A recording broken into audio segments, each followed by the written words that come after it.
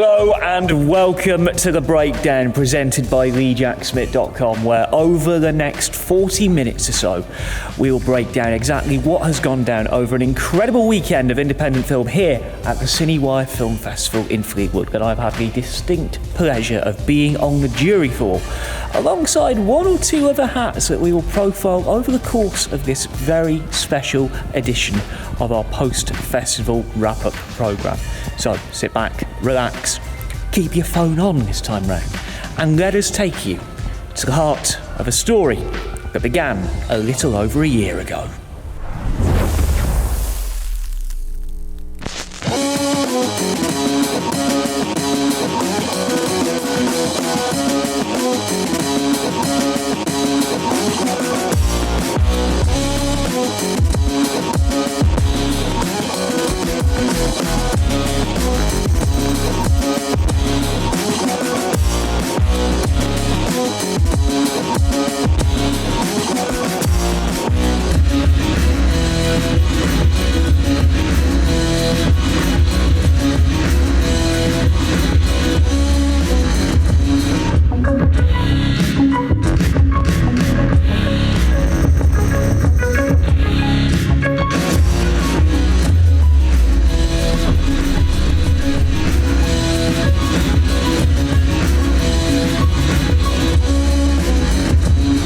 Now, I'm not gonna lie, I still get goosebumps seeing that trailer on the Marine Hall screen, because I had the pleasure of cutting it together and overseeing a lot of the branding, like the poster, which has been on quite a few Blackpool Transport tram stops on the side of the Marine Hall.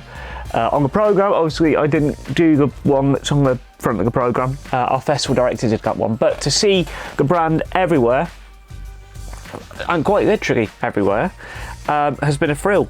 There was also this. Yeah, we were allowed to have presents inside the programme, which is really lovely. I wore quite a few hats across the festival. I was the social media lead, of course, I'm a member of the jury. Funnily enough, I also wound up doing a lot of on-stage introduction and Q&As, which I was like, it was sprung on me very last minute to do a lot of that, which I really enjoyed, surprisingly. But we're not here to talk about any of the operational side of things. We'll be doing that in a special journal in a couple of weeks' time. What we are going to do is we're going to tell you what played well and what played really strongly with our audiences over the course of those 4 days at the Marine Hall. And we're going to open, like we did, with the main block of documentaries. We got things going on the Thursday morning with End to End, the short documentary made by Anton Orenko about the Fleetwood to Nos End ferry, the people of Fleetwood and the characters who live on both sides of the wire. At the moment, we're trying to keep it going. We've, not asked for more money. We couldn't get any more money. The wages system, we've just tried to get a pay rise, you know what I mean? We're on, I won't say, but we're on very low wages, you know what I mean? So, it's one of them, do we increase the fares? It just kill the service, and I feel like it's a duty sometimes to the community to keep it going. Across both screenings of End to End, we were joined by members of the production team. On the Thursday, we were joined by Anton and the now former captain of the Nos End ferry, Tony Cowell, and on the Saturday Q&A, we were also joined by John Wright, the composer of the film, and they delved into a lot of key questions about the future of the service, Fleetwood as a whole, the cultural landmark of the ferry, as well as just general filmmaking techniques. Anton is currently working on his next documentary called Where We Lived. I'm excited to see what he does with that one, purely because End to End as a piece of filmmaking, this is his second documentary. He'd made a feature following Manchester Arena bombings, but he wanted to make this particular piece when he moved up to Fleetwood a couple of years ago, and he's seen just how uncertain the future of that ferry was. We were thrilled to have it on at CineWyre. We all now know the Nos End ferry is safe until at least 2029 as a direct result of this documentary. So to bring the curtain down on the End to End festival run was something that we wanted to do a lot as the jury. And to give Anton the platform to showcase his work was an unbelievable film for us. And across the Lancashire Film Network, we're going to be working very closely with Anton on future projects over the next year or so. So definitely keep your eyes peeled for him, because he is a filmmaker who's going to go places. Another one of the standout documentaries for this year, and I knew it would be from the moment I first seen it, was Conor O'Mahony's The Mood Swings. Such a beautifully rounded piece of filmmaking, dealing with some very heavy and very sensitive topics, but it deals with it with a lightness and a charm and a certain character that you don't really get much of in documentaries. I write from the heart. I just get a burst of writing. I write my ideas. I brainstorm and write it all down on paper. Very cathartic. Helps you to feel better about yourself. It puts it out there. It puts down a mark on what you're feeling. The first book, The Mood Swings, is about the band we had and how we were doing, how we were trying to get gigs, and how we were nervous wrecks with the illness. And we'd pay a little subscription, and we'd cut a deal with them for 100 quid for the night, you know. And we'd be told we're in the support slot, so to be there at 6 o'clock, and we're on at 7, and we've an hour and a half. And we were so bad. After 10 minutes, we were kicked off, you know, and rushing around, but we were rubbish, but just hilarious, you know. I was very fortunate on the Saturday of the festival to talk with Conor and to talk with the author who's featured in the film, the really lovely Mitchell McGee, who I don't want to say he's suffered, he's lived with schizophrenia over the last 20 years. And he is just such a lovely, lovely person. He can talk for Dublin, but when he talks, he's just a masterful storyteller, former stand-up comedian as well. So when he starts getting into a story, you know you're going to be in for a ride. And Conor, as a TV director by trade, he's brought a lot of his skill set to this just really lovely 18-minute documentary. He's taking it on the festival scene to break the stigma a little bit. And at CineWyre, we're all about good stories. At CineWyre, we're all about showcasing fantastic work that encourages discussion, that encourages open debate. And we were thrilled to have them both on stage for a question and answer session. It's just a shame we had so many filmmakers on stage. I would have loved to talk to them a little bit more as part of that Q&A session, because it is just such an important and moving piece of work. It's the kind of calibre of documentary that I want to see in CineWyre for year 2. It's that good. Now, despite me having already seen all of the films, I'm consulting the programme to remind me, because we're filming this 2 days on from the festival finishing. I'm still in come down mode. We had the 2 blocks of documentary shorts, and we're thrilled to be joined by Dean Cooper, the director of Autonomous Winter Shelter, for 2 Q&A sessions throughout the festival, with jury member Michael Farrell on the Thursday and myself on the Sunday. What's particularly impressive about Autonomous Winter Shelter, this is his 3rd documentary. And Dean is very much like me when it comes to making front row, breakdown, journal, all of our video content. It's a one-man band. He shot it, he researched it, he edited it, he directed it, he produced it. And he turned out another really moving half-an-hour piece. It screened at Lytham a couple of years ago. It won Best Regional in 2024.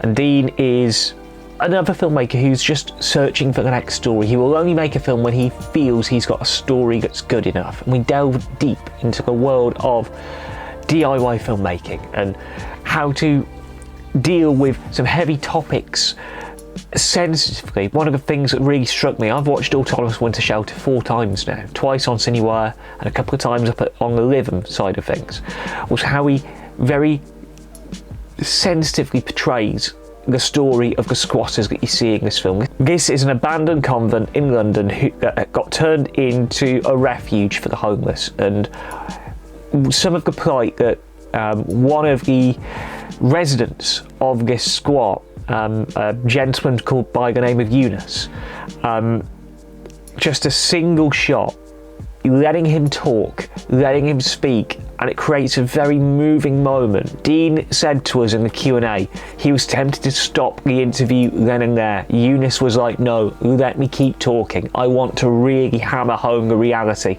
of this shelter, and it raises a lot of questions about some very topical issues. Again, one of the main reasons as a jury that we wanted this film on the CineWyre programme. But from the heavy documentaries to something just a little bit more light-hearted. Movie! I was so, legitimately, this is now after the festival and we've concluded it and everything's happened, I was so nervous about having Cowgirls and Synthesizers on the lineup because it's a hard sell. It is a documentary that is a really hard sell. But by the time audiences had got through the intro and understood who and what Hyperbubble are, they really engaged with it. It deals with DIY music, the history of Hyperbubble, 80s nostalgia, as well as a little bit of a unique generic blend, because we see Hyperbubble going off and making a country album using entire synth pop music, and I'm actually really happy to say that I've got a copy of the album now. We had a Q&A with Ricardo Autobahn, who's the narrator of the film, and he gave us all at CineWyre a copy of Western Wear, which is the album that we see Hyperbubble making the film. We listened to this on the way back from day one, and we were giggling in the car because it's just such a fun album. We might drop bits and bobs of it into TheJackSmit.com content over the next year or so, because it's genius. What Jess and Jeff have done with that album is brilliant, and the film that Joe Wallace made, one of the most creative that we have seen as a jury for this year one. I had so much fun watching it, and we talked about it in Front Row. I literally watched it 24 hours before we filmed Front Row, previewing the festival, and to have Ricardo in for the Q&A, like everyone on that film made it with love, made it with care. It's a film that doesn't take itself seriously, but it's a film that also has the ability to create new fans.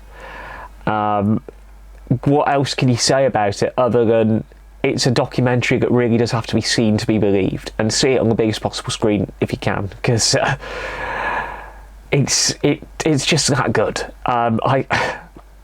It was an experience as a jury, but to finally sort of see it properly on a big screen with a receptive audience was really nice. Our other documentary feature, I don't think it would land as well as it did because of the subject matter. Because as public face of the festival, I was keeping a very close eye on how audiences responded to Rotten Apple, the documentary from Justin Hunt that deals with some pretty heavy themes about grooming within US schools and the blend of documentary, drama and animation that it brought to CineWyre 2026. It was a difficult film to introduce to our audience. We had a toss-up between myself and Michael Farrell, who was the other jury member this year, as to who would go out on stage and introduce that film given what it was about. It ended up being me. But we wanted that film in the selection just so we could tell an important message in a current 2026 day and age about the abuse of power, about coercion within schools, within education. And audiences were quite receptive to it.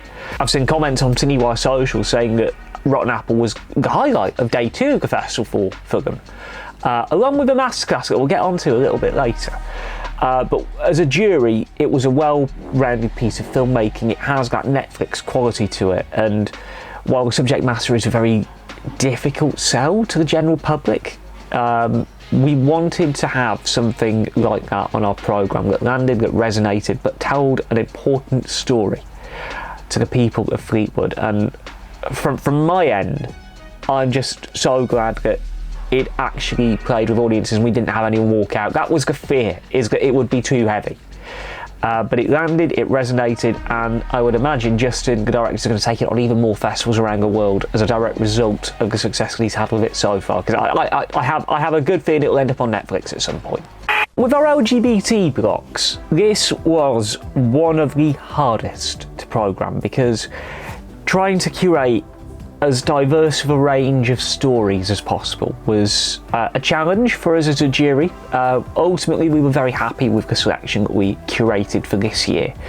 But again, talking to our guests at the Marine Hall, talking to everyone who attended the festival, there were quite a few standouts. Theo's Friend played strongly, as I knew it would.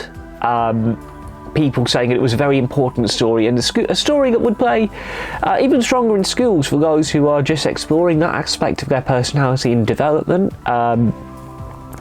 which again, having seen it at Lytham, having seen it quite a few times across the process, that's how I know a film's landed with an audience. Other standouts, Jasmine That Blooms in Autumn. Again, a film I knew would land. A film that I knew would sort of resonate because it's a story that you don't get to see that often. It's an older, more polished same-sex relationship, but not in the age demographics that you'd usually connect with those kind of films, and what Chandradeep did with that movie, blending in the elements of patriarchy that you see, made it, particularly from a judging perspective, one of the big standouts for us, and was one of the final films we got in for consideration. And one of the easiest decisions we made as a festival to put it in. And of course, you can't argue with the stalk either. Stephen Gallagher is a man who is a bit of a visionary right now. He has directed so many shorts of his own. He's a first AD on A Friend of Dorothy, which is, as we film this, up for the Oscar this weekend. He also filmed Blackpool, which we had on Lytham last year, and we'll be screening again fairly soon at another Lancashire Film Network event. It played, again, really well with audiences. I could hear the laughter from backstage as you realise what was happening. The cast had recognisable names in it. And it was just such a nice way to close out our first block, especially following Collage as well. Collage was one that I really hoped would play well, and it did. People were talking about it in the foyer afterwards, which was a refreshing moment for me, considering this was the block that I was most fearful of, with the quality of films in there. And of course, on our second LGBT block, we close on Hearts of Stone. This film swept the house at our awards. And we'll be telling you a little bit more about awards towards the end of the breakdown, but this is such a good short. I am a big fan of what Tom Van Overmeer did with this film. It's a half-an-hour film, and it looked really good in the Marine Hall. I was talking with Marine Hall staff, and I convinced them to come in and watch that film on its first screening on Friday, and then again on a Sunday, and everyone who came out of that screening, when they realised it was Nomi Rapace and Jessica Barton, the vast majority of our audiences were moved by the piece. They love the production design, they love the cinematography, they love the music, they love the performances. It is the shining light of what you can see at a film festival. It is the shining light for an Oscar long-listed short as well. It was, again, from a programming perspective, the right choice to close out the LGBT content, just because of the sheer quality that it sort of exudes on and off screen. I always get a big grin. When I went out to close the block, I always got a big grin seeing the end of that film, the last 5-10 minutes of that film, watching the credit roll play out, and then going out, closing up the block, and then talking with our guests. It's bringing it all back. Like, we're only a week on from the festival, and it's bringing it all back already. Now, as we're halfway through the overall breakdown of the event, it's worth noting that this year's CineWyre Film Festival was proudly presented in conjunction with Wire Council and Discover Wire. They are trying to remove as much red tape as possible for filmmakers and TV producers to shoot their films in Fleetwood, Cleveland and beyond. The region has doubled for London, it's doubled for Niamos in Star Wars Andor, it's hosted things like Question Time, and they want to welcome more producers from all over the UK to the region to shoot their work.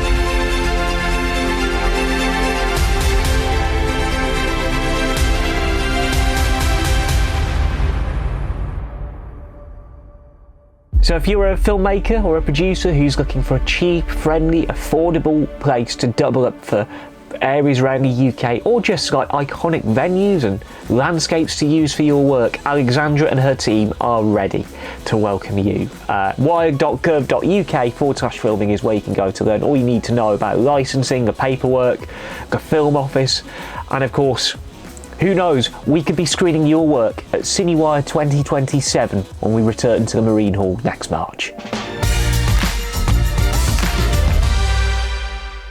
So on to our family-friendly content then, and I had so much fun talking to guests and talking to filmmakers around these movies.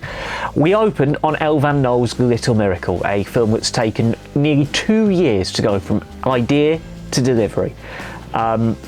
Such a wonderful animation, such a well thought out animation about love and loss, and it's a sister piece to Elle's live action film The Magical World of Miracles, as we mentioned in Front Row, that played at Lytham in 2023. So it's apt for us at CineWyre that we get to play the little sister, as Elle dubs it, to the live action short at the Sister Festival to Lytham.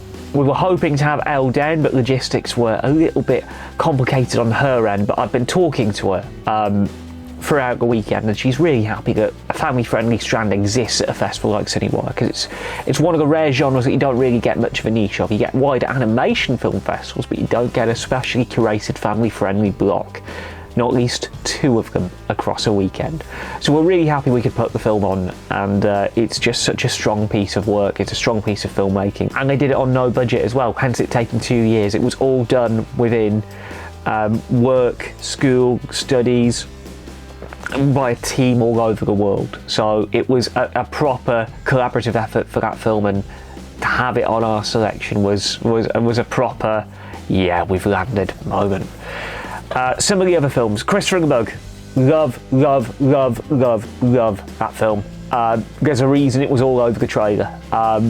It was like Little Miracle, beautiful animation, resonated with audiences. It played at Lytham last year, it played Aesthetica, played a couple of other film festivals here in the Northwest.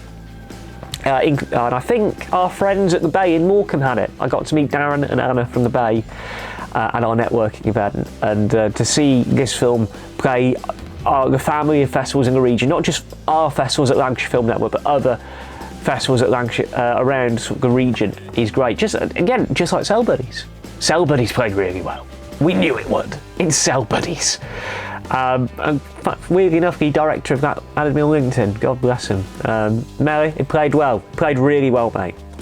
In that family-friendly one block as well, we did have some representatives from the films with us, namely Keith Large, who produced Fiddle and Flush, and Gareth McCann, the director of Looking for Alan. 2 polar opposite pieces to each other. You've got whimsical comedy in Fiddle and Flush, and then you have the emotional message and core of Looking for Alan about an elderly couple with themes of dementia and memory, with a brilliant little punchline based on a personal anecdote to Gareth. He had been waiting for over 20 years to make as a first-time filmmaker. It was a particularly poignant moment for Keith, especially. A couple of weeks before Fiddle and Flush was selected for CineWyre, we got the news that Peter McManus, the lead of the film, had unfortunately passed away, and we were thrilled to be able to dedicate the screening of Fiddle and Flush in his honour. We also got to surprise Keith with an award, which we'll tell you about a little bit later, also in Peter's name. He is the advocate for travelling around the film festival scene. He said it best in our Q&A: film festivals are where you see the best films, and he just travels the globe, going to film festival after film festival after film festival, to learn, to educate, to get ideas, and who knows, very soon he's going to be making his acting debut after years as a writer, a producer and a director. They have roped him in to be on camera for his next short at K-Lens, and I think for all of us at CineWyre, and all of us at Lytham, and all of us on festivals that we will tell you about a bit later, we are excited to see how he ends up on this new short that he's working on. Because it's very, very likely that one of our festivals will play it, because Keith has just been such a big champion for what we are building with the Lancashire Film Network. Gareth, though. Gareth, lecturer at University of Salford, knows his stuff about script writing. This was his very first film as a filmmaker, and he brought such a wonderful piece to CineWyre. I love it when a first-time filmmaker makes a movie this well-rounded, and I'm excited to see what he can do next with his career. He is also just one of the warmest and kindest-hearted men that I've met on the festival scene, and he also brought Susan, who's the lead lady of Looking for Alan, to the screening. He said to me, when we were going in to put the screening on that this might be the last time he gets to see Looking for Alan on a big screen. I'm just going to say to you, Gareth, if you're watching, we might have something a little bit bigger than the Marine Hall lined up. Watch this space. But one film that I didn't think would play strongly at all with our family-friendly market, considering it's a full-blown feature film, was Bird Boy. That's your bird. Can we get a ride? Be careful! Don't upset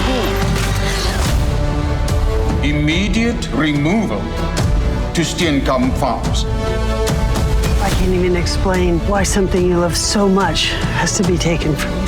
I just want to say that I love you like a son. Not like a son. It's my son. This is wrong, and we can fight this. Now, we selected this because it had Taya Leone, and it was a well-made feature from all the technical aspects. What we weren't expecting was the audience buy-in on a feature film. It's a 1 hour, 18-minute movie, but talking with filmmakers and all of our audiences, there were people actually in tears at the ending because of how beautiful it was. It's a film about a young boy who effectively becomes the parent of an ostrich, and he has to try and save his ostrich from the hands of poachers. It's from the producers of Paddington and Spy Kids.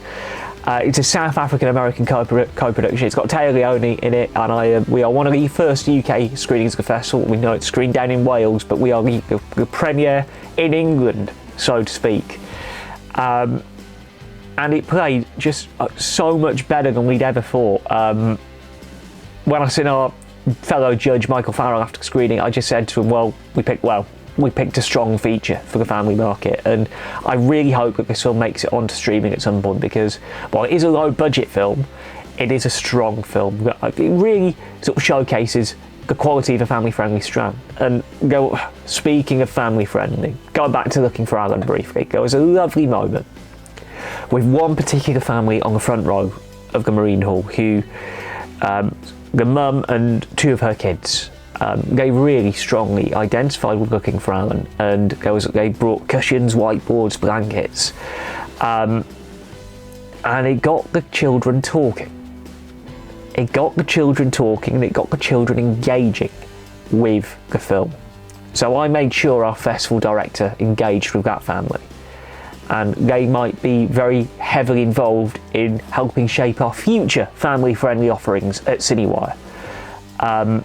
Because we are all about sharing ideas and best practices across our festivals, especially when it comes to talking with our guests and seeing what they want from a future Lancashire Film Network event. So after all of our documentaries, our LGBTQs, and of course our family friendlies, at 7 PM on a Friday and Saturday, CineWyre went after dark with our horror and thriller screenings. Those of you who followed me for years will know how difficult it is for horror and thriller to land here on TheJackSmit.com, but for CineWyre I had no other choice but to watch everything, and some of the responses to the films were quite surprising. Matter of Minutes played really well. Void played surprisingly well, considering it was AI generated, but it did encourage open discussion and debate around the use of AI in the arts. It was deliberately unsettling, and audiences seemed to sort of like understand the creative aspects of it, but we were also of the belief that we don't want to award this film best creativity because it is AI generated. And we'll tell you what's won best creativity a little bit shortly. Two standouts from that first block as well. Stop Taking Pictures. Our festival director really enjoyed that one. It was a very Lynchian film made around the time David Lynch passed away, and there were elements that could have been done stronger, a little bit of polish on the edit, but it was a strong piece of thriller filmmaking that I was really happy we got to include on our programme. And then Shannon Glover's In a Place Like This. Brilliant way to bring the curtain down on a Thursday night. People were saying that it was a little bit hot, a little bit thriller heavy on the Friday night of CineWyre After Dark. We responded with 3 brilliant horror films. Outside Noise opened the Saturday night, which you can now watch online.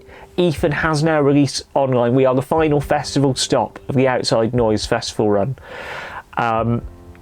Such a brilliant short. about the overwhelmed woman listening to a deep ambience app to unwind when all goes bump in the night. Such a well-made and well-thought-out piece of filmmaking. Ethan and Jess are making some really inventive horror films at this moment in time. I cannot wait to see what they do next. I first seen Outside Noise at Asphetica 2 years ago, and to see the journey that they've gone on with this short has been nothing short of extraordinary. I'm really happy we got to welcome their work to CineWyre. Surprisingly, and hand on heart, my favourite horror on the selection this year, playing really well with our audiences, was Honey. Such a genius bit of stylistic filmmaking from a man who founded a creative agency, is a filmmaker for hire, and he also is involved with a couple of film festivals in Blackpool. Alex is a bit of a visionary director, shot entirely on Blackmagics as well. This was the film that had the most discussion in the foyer after it screened, and as a jury we recognised it as the Audience Choice Award winner for 2026. Minor spoiler, I know, but it just was a film that really landed with our audiences. Plus, who didn't love Video Barn, Bianca Paletti's short set in a VHS shop?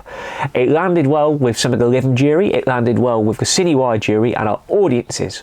Just like Honey, they were raving about it. And they were thinking, ooh, this is a really good little piece of filmmaking. In just 13 minutes, it goes into some deep and dark places, and it has that Tarantino-esque nostalgia for the late 80s and 1990s. It was another film that we were very happy to have on the selection. And of course, rounding it all off was Cine-International. Some of these films need no introduction. Benji played really well. Man Got Away, that played really well. What Lieber Felt, jury-wise, one of the standouts in the festival for us this year.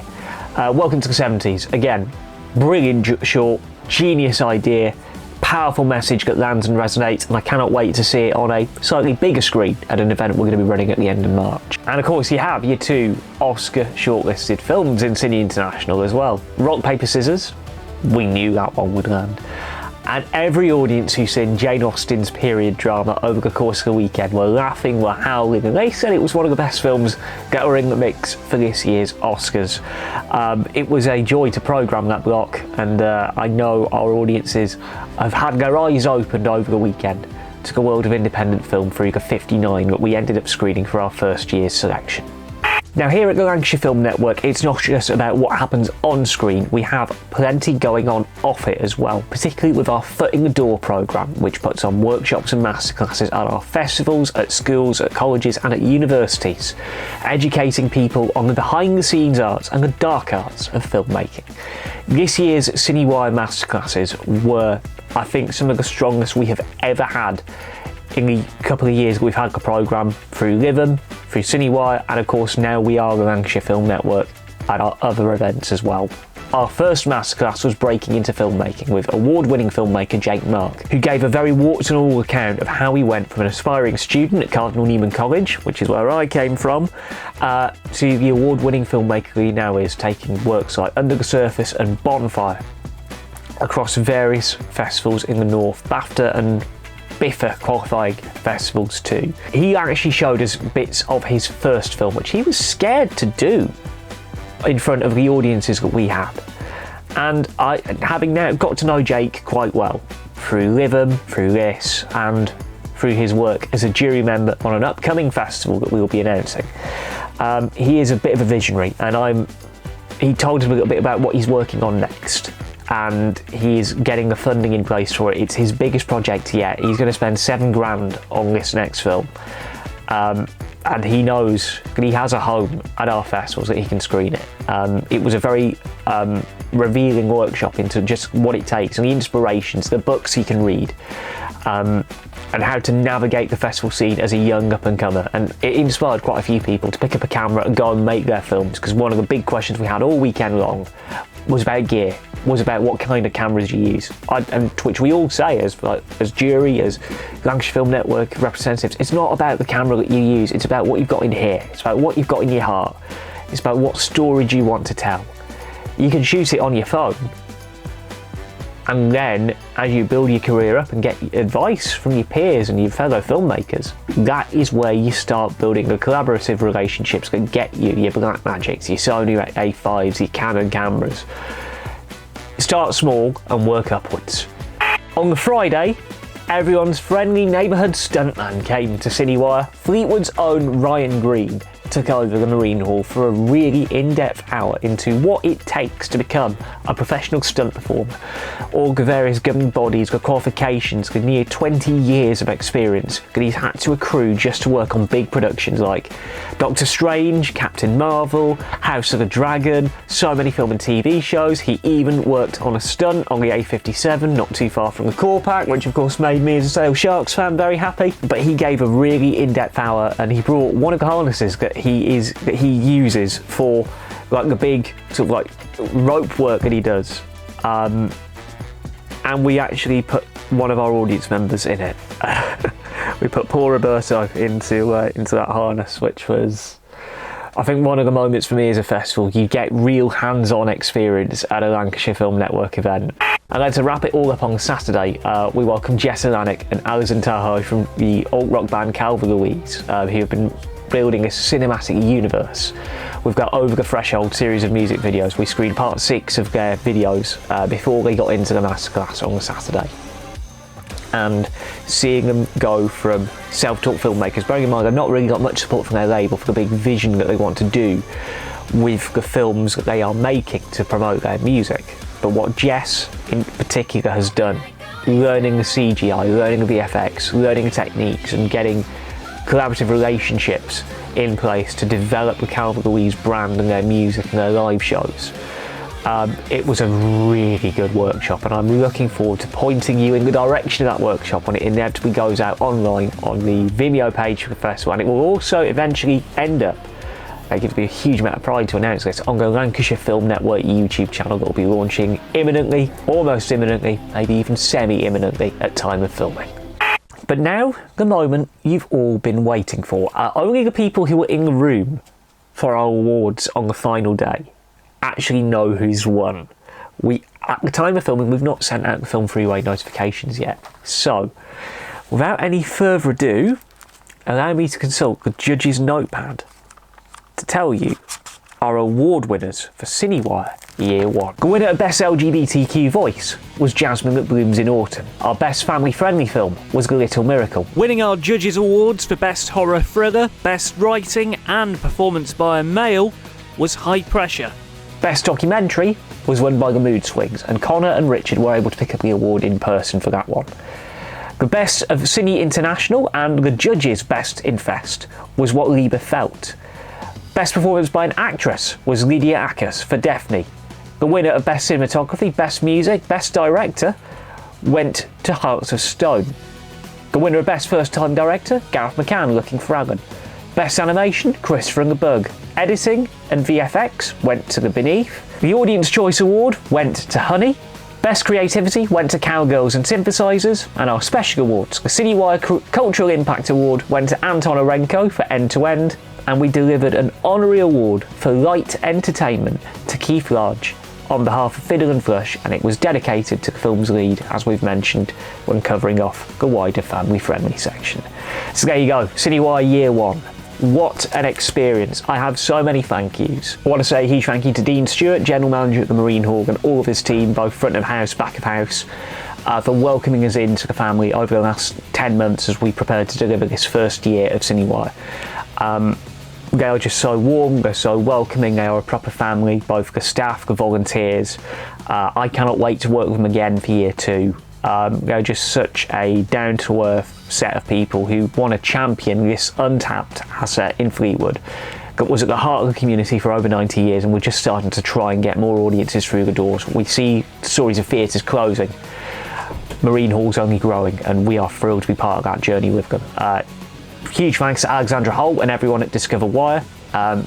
Brilliant partner for Year 1, helping inspire a generation to shoot in the region. Particular thanks to Michael Farrell, who was my jury member, my fellow jury member for this first year.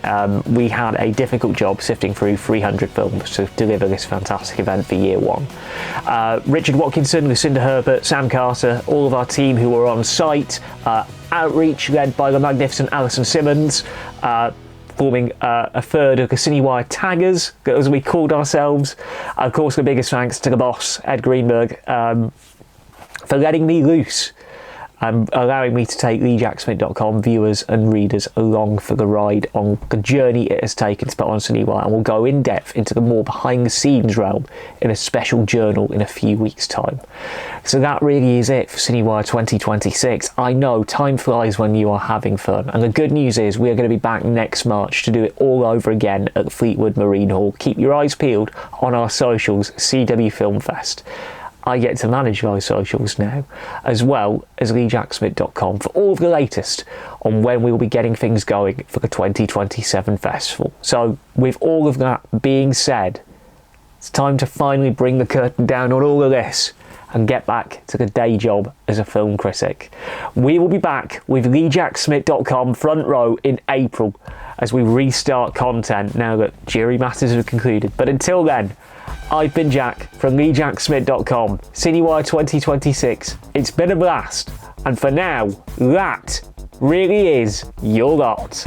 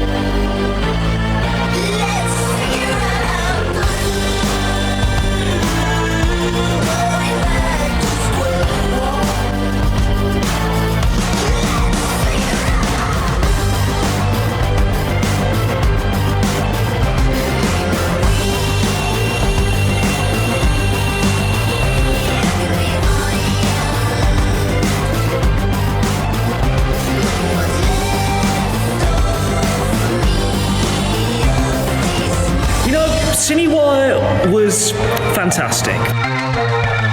I've loved being part of Rhythm as well.